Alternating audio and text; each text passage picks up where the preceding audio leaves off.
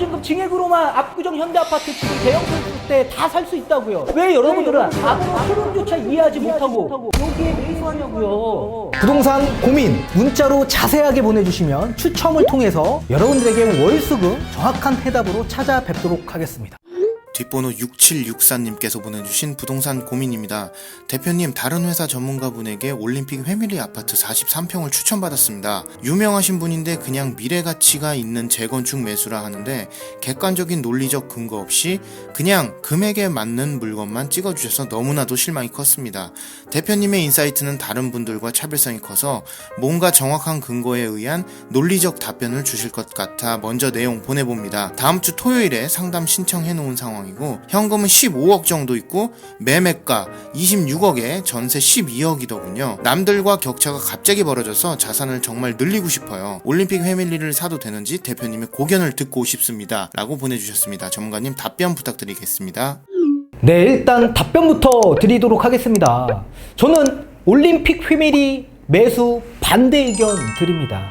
어떤 전문가님을 만나셨는지 정확히 모르겠으나 각자의 소견과 의견이 다를 수 있다라고 생각을 합니다. 근데 저의 생각은 지금 재건축 또는 재건축이 될 소지가 있는 아파트 매수하면 안 되십니다. 그러면 나중에 우리가 투자 수익을 극대화하기에 엄청 어려울 수밖에 없습니다. 모든 자금이 지금 현재 재건축에 들어갈 자금이 굉장히 큽니다. 그 큰 돈이 묶여버리기 때문에 그렇습니다. 적당히 우리가 집을 사야 될 시기에 돈이 묶여있는 상황이기 때문에 매수에 임하지 못해 수익률이 완전히 극과 극으로 달릴 수 있기 때문에 투자 수익률을 극대화하기 위해선 지금은 재건축 투자하시는 게 아니십니다. 그리고 지금은 오히려 반대로 매도를 해야 될 타이밍이다. 이 부동산 같은 경우에는 얼만큼 떨어질 수 있는지 낙폭이 예상이 가능하기 때문에 저점 매수가 가능합니다.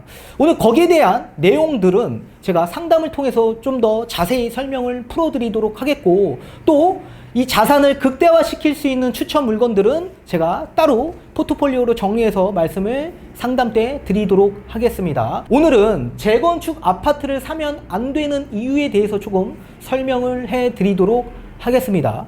이따 뒤에 가서 이 두 아파트를 비교할 건데, 압구정 현대아파트 재건축이 될 소지가 있었던 아파트와 함께 이 도곡역 일대에 있는 도곡 렉스 아파트를 비교해 가면서 왜 재건축을 투자하면 안 되는 그 이유에 대해서 설명을 해 드릴 테니까 여러분들 반드시 투자자라면 기억하셔야 됩니다. 미래 가치가 있다라고 해서 재건축을 추천하고 재건축을 사는 사람들은 부동산 흐름조차 이해하지 못하는 사람이라고 저는 생각을 합니다. 경험이 없는 사람들이 지금 장세가 좋으니까 그 추천된 물건에 투자를 하고 들어가시다가 나중에 돈이 확 묶여서 남들 돈 벌 때 우리는 구경할 수밖에 없는 상황에 놓일 수밖에 없는 겁니다. 따라서 제가 말씀드리는 집을 사야 되는 그런 적당한 시기를 조금 간략하게 설명해 드리도록 하겠고, 왜 자산이 극대화 될 수 있는지, 왜 재건축을 장기 투자하면 수익률이 적어지는지 설명을 해 드리는 시간을 가져보도록 하겠습니다. 가장 중요한 건 이 전세가율, 이 전세가율은 결국엔 매매 금액과 전세 금액의 비율입니다. 이 전세가율이 가장 중요한데 전세가율이 높아야 좋은 겁니다. 집을 살 때. 따라서 전세가율이 높아야 좋은 거고, 전세가율이 높다면 당연히 투자 금액은 적어진다. 그러면 당연히 투자자의 입장에서는 투자금이 적어야 수익률이 극대화되기 때문에 전세가율이 높아야 좋은 겁니다. 그런데 지금 2020년 7월 30일 계약갱신 청구권 때문에 비정상적인 전세 시세로 오판하시는 분들이 굉장히 많습니다. 그래서 지금 전세가율이 높은 거 아니야 라고 생각하시는 분들이 많으신데, 지금은 전세가율이 낮은 시기입니다. 그렇다면 전세가율이 어떻게 변화되는지 한번 보도록 하겠습니다. 자, 지금처럼 집값이 상승하는 시기에 이 밑에는 전세 지표고 위에는 매매 지표인데, 전세 가격은 당연히 무조건 올라갑니다. 물가가 상승하니까. 근데 매매 금액이 더 많이 올라가죠. 그리고 나서 어느 정도 정점에 도달할 때 보합 장세가 이루면서 가격이 조금씩 떨어지는 장세가 찾아오죠. 이 반대로 전세 금액은 매매 금액이 떨어지면 올라가는 사이클이 나오는 상황이고, 또 이런 집값이 떨어지는 시기일 때 부양책이라는 지금과 180도 다른 이 부동산 활성화 정책을 펼치면서 이 전세가가 매가를 끌어올려서 이게 같이 올라가는 상황이 발생이 됩니다. 그리고 집값이 또 올라가니까 규제를 하면서 집값이 또 이렇게 튀어버리는 상황이 발생이 되죠. 자, 장기적으로 본다면 부동산의 플로우는 이런 형태의 플로우가 나오게 됩니다. 따라서 지금이 고점이라고 한다면 우리는 이쯤에 있는 거고, 아직 고점이 안 왔다라고 한다면 거의 구분응선에 와 있다라고 보시면 좋을 것 같습니다. 지금은 상승기 막바지 후반장이기 때문에 그렇습니다. 자, 그렇다면 지금은 전세가율이 얼만큼 벌어졌냐면 평균적으로 거의 50%대로 벌어져 있습니다. 매매금액 10억이라고 한다면 전세는 5억에서 6억 정도 하고 있다라는 얘기고요. 이거는 지역마다 다 달라질 수 있습니다. 그리고 평균적으로 50%대고, 그리고 이제 집값이 떨어지면서 전세 가격이 올라가는 이런 부동산 하락 장세에서는 전세가율이 높아집니다. 평균적으로 한 80%, 70에서 80%대까지 올라갑니다. 자, 이런 상황에서 부양책을 쓰면서 지금과 180도 다른 정책을 쓸 수밖에 없죠. 이 부동산 가격이 떨어지면 경제가 침체되기 때문에 그렇습니다. 그렇다면 전세가가 매가를 전세가율이 높은 상황에서 같이 올라가는 상황이 발생이 되고, 지금은 우리가 여기 또는 이쯤에 있다라고 보시면 좋을 것 같습니다. 자, 그렇다면 지금이 고점이고 고점이 아직 안 왔다라고 해도 전세가율이 지금 낮은 상황을 보이고 있는 거예요. 낮은 상황. 전세가율이 언제 높아져요? 집값이 떨어지는 하락기 또는 상승기 초반에 전세가율이 높아집니다. 전세가율이. 이 시기 때가 가장 높아지는 시기라고 보시면 좋을 것 같아요. 이 시기가. 그렇다면 우리는 집을 사야 될 시기는 이 시기죠. 이 시기. 이 시기에 우리는 저점 매수가 가능하다는 얘기고, 전세가율이 높다라는 얘기는 결국엔 뭡니까? 투자 금액이 적어진다라는 얘기죠. 적어진다. 지금은 전세가율이 낮으니까 투자 금액이 많이 들어가고요. 똑같은 상품인데도 불구하고 전세가율에 따라서 투자 금액이 변화된다라는 얘기입니다. 그렇다면 우리는 전세가율이 높을 때 사셔야지 유리한 거 아닙니까? 그런데 이런 상황에서 만약에 재건축을 산다면 우리가 이쯤에 재건축을 삽니다. 이쯤에 재건축을 사요. 그럼 언제 팝니까, 이 사람? 하락기를 당연히 넘어서 하락기 때 집을 못 팔겠죠. 지금 같은 비슷한 이 시기에 매도할 수밖에 없는 상황에 놓일 수밖에 없을 겁니다. 그렇다면 집을 사야 될 시기일 때 재건축에 투자하신 분은 돈이 엄청난 투자 금액이 묶여 있으면서 돈이 다 방바닥에 깔고 있는 격이 된 겁니다. 그런 상황에서 만약에 우리가 저점 매수를 할 수 있는 상황이라면 어떤 상황이 발생이 될 수 있는지 한번 보도록 할게요. 여기에 대한 전략적인 투자 방안은 상담을 통해 답을 얻어 가셔야 될 것 같습니다. 자, A라는 사람이 있습니다. A라는 사람은 2007년에 압구정 현대아파트죠. 이 재건축 소지가 있었던 이 압구정 아파트, 이 당시 2007년에도 압구정 아파트가 가장 좋은 아파트였습니다. 이 당시에 매매 금액이 얼마였냐면 매매 금액 약 15억 정도 했었습니다. 14억에서 15억. 이 당시에 전세 금액이 약 3억대 정도 했었습니다. 3억대. 30평대 기준입니다. 자, 그러면 투자 금액이 얼마 들어가는 겁니까? 투자 금액. 투자 금액이 약 12억 들어가는 격이었습니다. 따라서 전세가율이 낮으니까 투자 금액이 많이 들어가 있는 상황이 됐겠죠. 지금 이 압구정 아파트가 얼마 됐냐? 이 압구정 아파트는 지금 매매 금액 35억이 되었습니다. 그리고 전세 시세는 약 10억 5천까지 최고가 전세로 지금 거래가 찍혀 있는 상황입니다. 자, 이런 상황에서 양도 차익이 만약에 2007년에 사고 2021년에 매도했다라고 한다면 양도 차익이 얼마가 되는 거죠? 양도 차익? 약 20억이 되는 겁니다. 20억. 그리고 전세는 얼마나 올라간 건가요? 전세는 약 7억 5천이 올라간 겁니다. 7억 5천. 그죠? 자, 이 반면에 B라는 사람은 2007년이 아니라 한 2013년 정도에 전세가율이 높은 시기에 투자를 한 겁니다. 근데 이 사람이 투자했던 시기는 언제냐면 전세가율이 80%가 된 시기일 때 투자를 한 거죠. 당연히 전세가율이 높으니까 투자 금액이 어떻게 돼요? 적어진다. B라는 사람은 이 당시에 도곡동에 있는 도곡렉슬 아파트, 이 당시 신축 아파트였어요. 이 도곡렉슬 아파트를 구입을 하는데 이 당시에 매매 금액이 얼마였냐면 약 10억이었습니다. 그리고 전세가 이 당시에 약 7억 가까이 되었습니다. 7억이 넘었습니다. 그래서 투자 금액이 약 2억대에서 3억 정도밖에 안 들어가 있던 상황이었어요. 자, 그렇다면 지금 2021년 이 도곡렉슬 아파트는 얼마가 되어 있을까요? 자, 실거래가 32억까지 찍었습니다. 32억. 그리고 전세는 약 23억까지 올라갔어요. 전세. 그렇다면 양도 차익은 얼마가 될까요? 양도 차익? 약 22억이 차익이 났습니다. 그리고 전세는 얼마나 증액이 됐을까요? 전세 7억이었던 게 23억까지 증액이 되었습니다.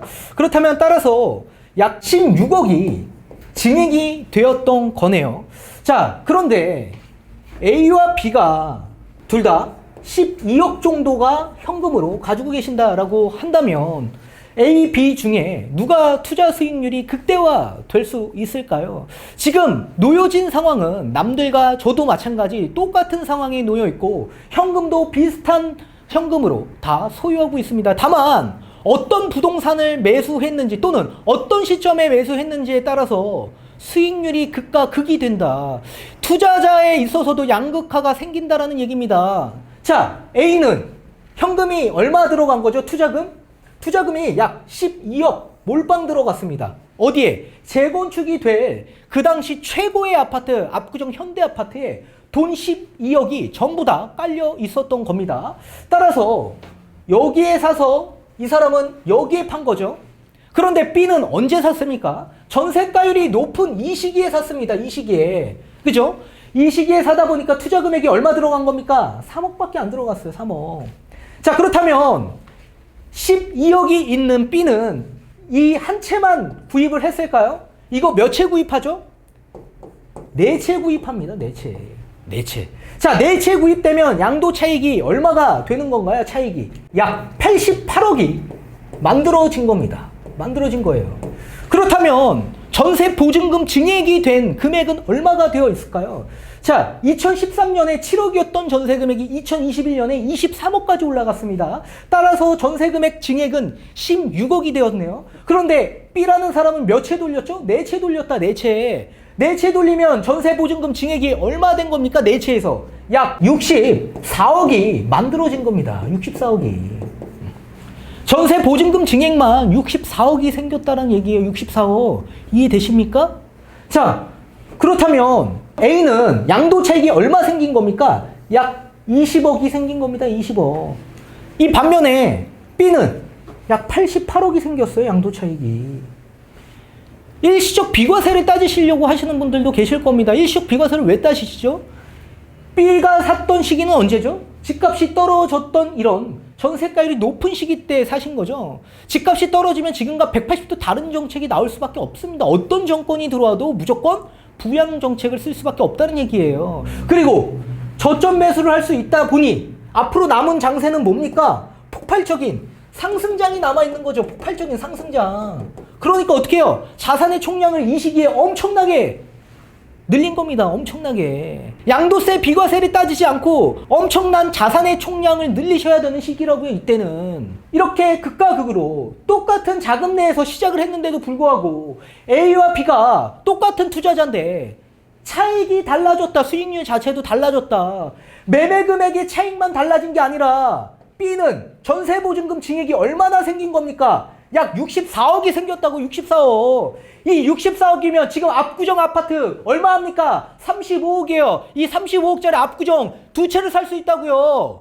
B의 전세보증금 증액으로만 압구정 현대아파트 지금 대형 평수 때 다 살 수 있다고요. 이해되십니까? 그런데 이런 상황에서 압구정 현대아파트 또는 이런 재건축이 될 소지가 있는 아파트를 여러분들은 왜 추천을 받고 왜 여러분들은 아무런 흐름조차 이해하지 못하고 여기에 매수하냐고요. 이 자산의 크기를 우리가 극대화시키려면 투자자의 기본 원칙 저점 매수를 하셔야 됩니다. 근데 이 저점 매수를 할 수 있다고요. 부동산은 주식과 비트코인과 다르게 부동산은 얼만큼 떨어질지 예측이 가능하기 때문에 저점 매수가 가능하다고요. 따라서 이렇게 자산의 총량을 늘려야 되는 시기일 때는 우리가 공격적으로 늘려야 되는 시기이지만 지금은 우리가 안정적으로 돌아가야 된다. 왜요? 전세가율이 낮아요, 지금. 낮은데 내 모든 자산 12억을 여기에 몰빵할 필요가 없는 거 아닙니까? 그리고 우리 지금 올림픽 패밀리도 마찬가지입니다. 지금 얼마 들어가는 겁니까? 약 13억, 14억 들어가는 거 아닙니까? 자, 이렇게 얘기하면 또 이런 분들이 계세요. 아, 그러면 현금 들고 있다가 이 시기에 그냥 매수하면 된다? 여러분들 매수할 수 있다라고 생각합니까? 절대 안 되죠. 이 시기 부양책이 나오는 시기는 뭡니까? 세금이 완화되는 정책을 쓰는 시기입니다. 그러면 부동산도 가지고 있지 않는 존재가 어떻게 부동산의 세금이 언제 어느 때 완화가 되는지 여러분들 어떻게 아시냐고요? 부동산도 소유하지 않는 분들이 어떻게 아실 수 있냐고요? 1주택자는 아실 수 있습니까? 1주택자는 집값이 올라가건 집값이 떨어지건 관심조차 없습니다. 1주택자는 결국엔 집을 파는 시기일 때만 양도세를 생각하고 접근하겠죠. 근데 이 부양책은 뭐예요? 모든 정책들이 다 완화되는 정책을 쓰는 거고 세금이 완화되는 시기를 뜻하는 거죠. 그렇다면 투자에 접근이 돼야지만 우리가 이 시점을 찾을 수 있고 계속적인 공부와 계속적인 관심을 끝까지 가져야지만 우리가 이렇게 저점 매수를 할 수 있는 겁니다. 기억하세요. 우리는 투자자라고요. 남들이 다 좋다는 재건축 지금 사시면 안 된다고 제가 말씀드렸습니다. 미래 가치가 있으니까 가지고 가라. 자기 재산이 아니면 그렇게 얘기할 수 있습니다. 자기 재산이 아니면. 당연히 어떤 상품이건 미래 가치가 있는 상품이 당연히 좋은 거죠. 다만 미래 가치가 있다라고 하더라도 지금 재건축이 돼도 집값이 올라가려면 이때까지 우리가 기다려줘야 되는데 기다릴 수 있냐 이거예요. 그리고 집값이 떨어지는 시기에는 이 재건축의 낙폭이 가장 크죠. 전세가가 약하기 때문에 낙폭이 제일 클 수밖에 없습니다. 따라서 우리가 전략적인 방법을 생각하고 전략적인 루트를 생각하면서 전략적인 방향으로 우리가 투자에 임해야지만 큰 시세 차익을 얻어 가실 수가 있는 겁니다. 기억하십시오. 남들과 똑같은 방식과 똑같은 생각으로 접근하시면 똑같이 실패한다고요. 우리 구독자님 상담 신청하셨기 때문에 이거는 제가 큰 틀에서 말씀을 드린 거고 상담에서는 더 정확하게 확실한 추천해 드리고 전략적인 방법과 노하우를 전달해 드리도록 하겠습니다. 아무튼 다음에 뵙도록 하겠습니다. 여러분들 기억하십시오.